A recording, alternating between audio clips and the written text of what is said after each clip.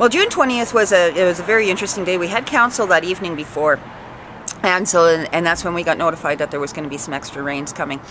By the time it hit 1 o'clock, 2 o'clock in the morning, we had already evacuated the Lions campground adjacent to the Sheep River. By 7 o'clock, 6 o'clock, we were calling right around 6 o'clock, we were calling a local state of emergency.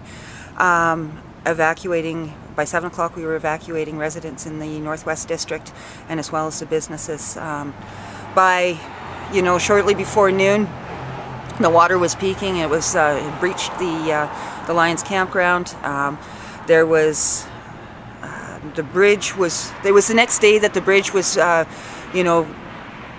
the abutment of the bridge was no longer attached to the land.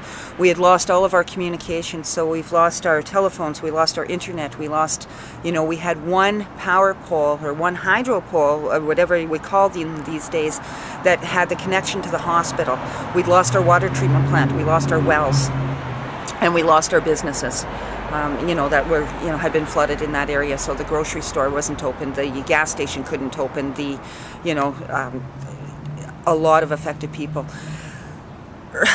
Early on, and we had a great team on the ground, a huge great team that was happening on the ground, and they mobilized. We got some volunteers in. We were into people's houses, cutting out basements, remediating houses within the first 48 hours so that there wouldn't be that whole mold and other things that happened during flood time. So what happened on the ground was absolutely astronomical, and kudos to the Black Diamond administration, the emergency management team, for getting all of those pieces in place so that we were able to mobilize those kinds of things so that people were not as devastated and as affected as they were in other communities, because that first 48 hours is so crucial, right, to ensuring that your house is going to be safe. So we had all that remediation done, volunteers on the ground. I was working at the arena for the evacuation center.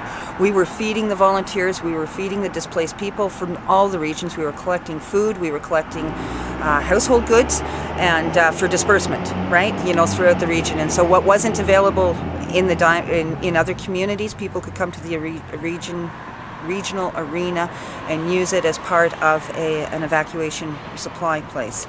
So it was an amazing, and it brought community, people within the region and community together. Disasters always bring people together. So, and we've rebuilt since then, and we're ready to move on. So, which is great.